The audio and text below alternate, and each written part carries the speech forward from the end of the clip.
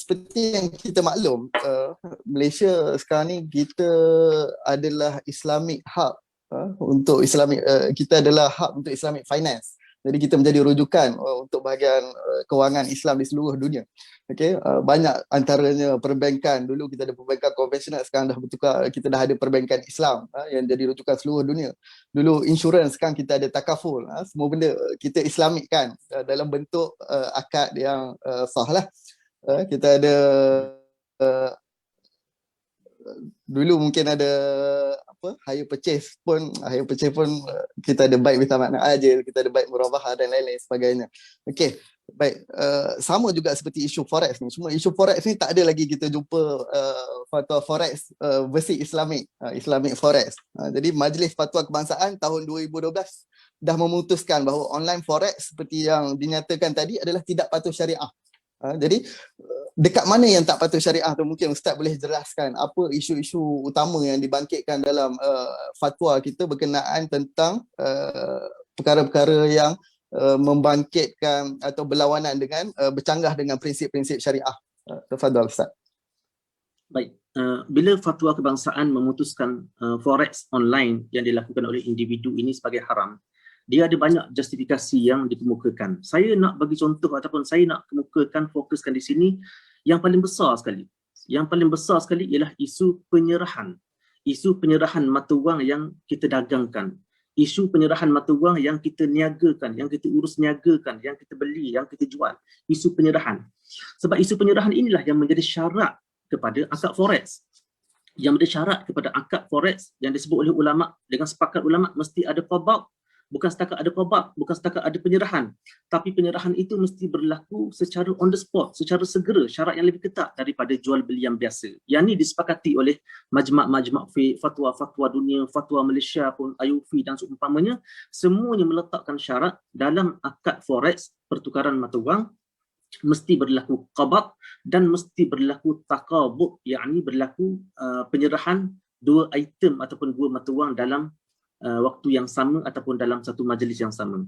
Saya nak rumuskan ataupun fokuskan isu penyerahan ini kepada 3 senario yang mungkin kita akan nampak jelas bagaimana tak berlakunya penyerahan dalam forex online. Yang pertama sekali, sidang penonton sekalian, dalam konteks bila kita open position.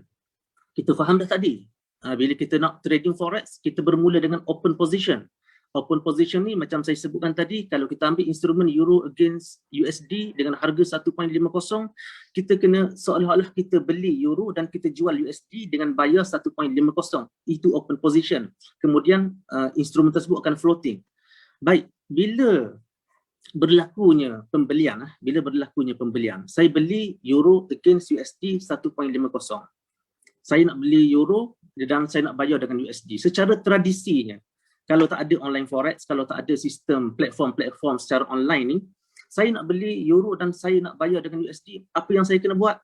Yang pertama sekali, saya pergi kepada orang yang nak jual USD ataupun nak jual euro dan saya ada currency USD. Yang pertama sekali, saya bayar kepada dia 1.5. Saya bayar kepada dia 1.5 USD. Bila saya bayar 1.5 USD, dia kena beri kepada saya 1 euro, 1.00 euro sebab harganya ialah 1.5 mengikut harga euro against USD 1.5. Jadi saya dapat euro, saya bayar USD. Euro yang saya dapat, bila dah berlaku transaksi, saya bagi USD, saya dapat euro. Duit euro yang saya dapat mestilah diserahkan kepada saya dengan sebenarnya. Maksud diserahkan ni maknanya menjadi pemilikan saya. Euro tu mesti masuk dalam pemilikan saya secara serentak ketika mana berlaku akad. Jadi euro yang saya dapat, 1 euro ke 2 euro ke yang saya beli, saya mesti memilikinya, saya boleh simpan, saya nak bagi kepada orang, saya nak transfer dalam akaun saya nak bagi hadiah pada orang, saya nak jual dan seumpamanya. Segala tasarruf ataupun segala urus niaga yang melibatkan pemilikan, saya boleh buat dengan 1 euro yang saya beli tadi. Itu secara tradisinya. Dan 1 euro yang saya beli tadi, saya tak disyaratkan untuk jual balik pada orang lain. Bila saya beli euro, saya bayar dengan USD, 1 euro yang saya dapat tadi, tak disyaratkan saya kena jual balik kepada penjual tadi ataupun jual balik pada orang lain. Tak disyaratkan. Saya mesti ada kebebasan yang sepenuhnya terhadap 1 euro. Itu akad forex yang sebenarnya kalau kita mengikut kepada tradisi yang betul. Macam mana berlaku dalam online forex? Macam mana berlaku isu penyerahan dalam online forex? Dalam online forex ni, bila saya open position, saya ambil instrumen euro against USD dengan harga 1.5. Saya open position maknanya seolah-olah, saya tak kata saya dapat 1 euro. Seolah-olah saya dapat 1 euro. Saya dapat 1 euro dan saya bagi 1.5 dolar kepada broker. Ini contoh mudahlah. Mana saya tak meletakkan lot yang besar. Saya meletak contoh 1 euro against 1.5 USD. Saya seolah-olah dapat 1 euro daripada broker dan saya seolah-olah membayar 1.5 USD kepada broker. Bila saya dah bayar, euro yang saya dapat, yang seolah-olah saya dapat tu, euro tak diserahkan kepada saya, tak dimasukkan dalam akaun saya, tak dikreditkan dalam akaun saya. Saya tak boleh buat pengeluaran, saya tak boleh guna untuk pembelian, saya tak boleh guna untuk bagi kepada orang, saya tak boleh apa-apa tasarruf pemilikan, saya tak dapat buat apa-apa pun terhadap 1 euro. Ataupun ikutlah 10 euro ke 100 euro, 1000 euro yang saya beli. Segala pemilikan, segala kesan-kesan pemilikan terhadap 1 euro, saya tak dapat apa-apa pun. Kecuali saya mendapat profit ataupun daripada kenaikan harga. Itu sahaja. Jadi, yang sebenarnya, bila saya dapat 1 euro, benda itu tak dimasukkan dalam akaun saya, tak menjadi pemilikan saya. Maka di sinilah berlakunya isu tidak diserahkan, tak diserahkan 1 euro ke dalam ke dalam akaun saya, tak diserahkan 1 euro yang saya beli kepada pemilikan saya yang sebenar, sehingga bila? Sehinggalah saya close balik position yang disyaratkan, mesti ada close position. Bila saya close balik position, barulah euro tersebut dijual balik dan saya dapat balik USD tadi dengan harga yang berubah sama ada untung ataupun rugi. Jadi isu bila open position, apa dia isunya? Isunya ialah tidak ada penyerahan mata wang yang kita beli ketika mana berlakunya open position. Itu yang pertama. Isu kedua penyerahan ialah bila berlaku close position. Tadi kita dah sebut dah macam mana berlaku open position, euro against USD, macam mana berlaku open position. Tak ada penyerahan yang sebenar duit euro yang kita beli sebagai contoh. Bila saya close position. Okey, bila saya close position, tadi saya beli euro against USD dengan harga 1.50. Contohnya harga dah naik dengan 100 pips, saya dapat harga sekarang 1.5100. Dia naik 100 pips yang agak tinggi dalam masa satu hari. Baik, bila saya dah rasa nak jual, dia floating harga euro against USD ni floating sehinggalah saya rasa puas hati, saya nak jual. Saya jual euro, bila saya nak close position, euro yang belum saya milik tu, yang belum dimasukkan dalam akaun saya, yang belum saya pegang liability-nya, yang belum saya dhaman terhadap pemilikannya, yang tak ada apa-apa kesan pemilikan, euro tersebut saya dah jual dah kepada broker balik, jual balik. Dan saya dapat apa? Saya dapat balik USD saya.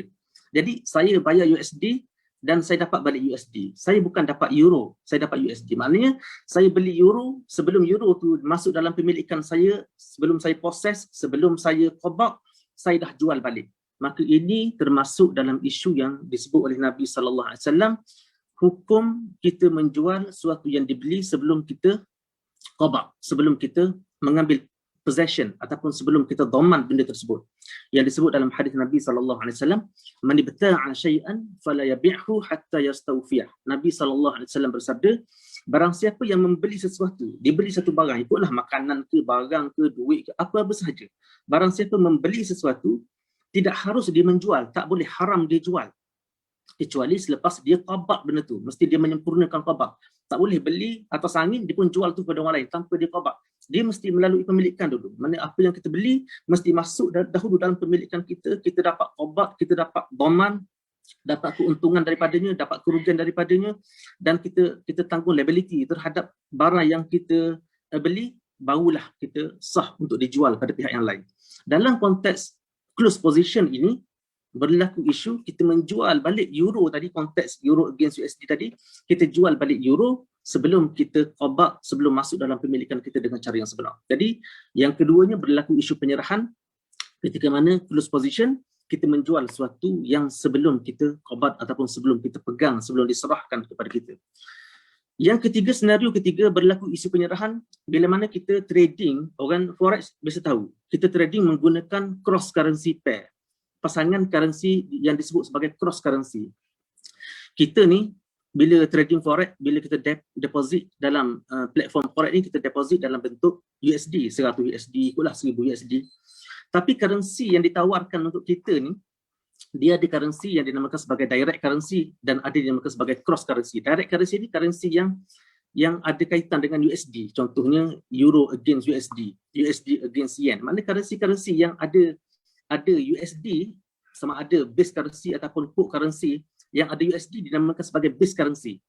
Yang kedua, currency yang dinamakan sebagai cross currency yang tak ada sebutan USD. Contohnya apa? Contohnya instrumen pound sterling against yen. Bahkan dalam instrumen-instrumen yang ada dalam platform forex ini, cross currency pair lebih banyak daripada direct currency. Maknanya pair-pair yang tak melibatkan USD ni lebih banyak daripada pair-pair currency yang melibatkan USD. Contohnya pound sterling against yen. Ada satu instrumen dalam platform forex pound sterling against yen. Harganya saya bagi contoh 150.00. Baik, bila saya nak beli, saya deposit dengan broker dalam bentuk USD. Contohnya saya deposit 150 USD ataupun 100 USD. Saya deposit dengan platform. Macam mana saya nak beli pair currency yang melibatkan cross currency, yang melibatkan contohnya pound sterling against yen? Saya tak ada yen. Bila saya nak beli pound sterling against yen, maknanya apa? Maknanya saya nak dapatkan pound sterling dan saya nak bayar dengan yen. Pound sterling against yen, harga 150.00, maknanya saya nak beli pound sterling dan saya nak bayar dengan yen. Macam mana dia berlaku? Okey, secara tradisinya, kalau tak ada online forex ni, tapi saya ada duit dolar. Kemudian ada seorang, dia nak jual pound sterling. Dia kata dia nak jual pound sterling, tapi dia nak jual dengan yen. Dia tak nak jual dengan dolar, tak nak jual dengan ringgit, tak nak jual dengan yen. Dia tak nak jual dengan currency lain. Dia nak jual pound sterling against yen, harga sekian-sekian. Saya nak trade dengan dia. Saya nak beli pound sterling tersebut. Saya nak beli pound sterling tapi mesti against yen. Apa yang saya kena buat? Kalau mengikut tradisi yang sebenar, kena berlaku dua akad sorof, kena berlaku dua akad forex. Yang pertama, euro tadi ataupun USD yang saya ada, saya kena tukar dahulu kepada yen. Saya tukar USD kepada yen.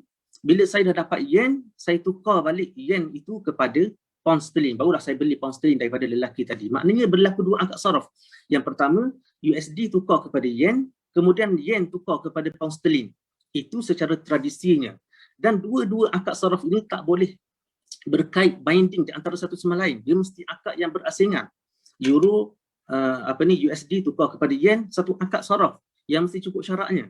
Kemudian bila saya dah dapat yen tukar kepada pound sterling, satu akad sorof yang mesti cukup syarat-syaratnya.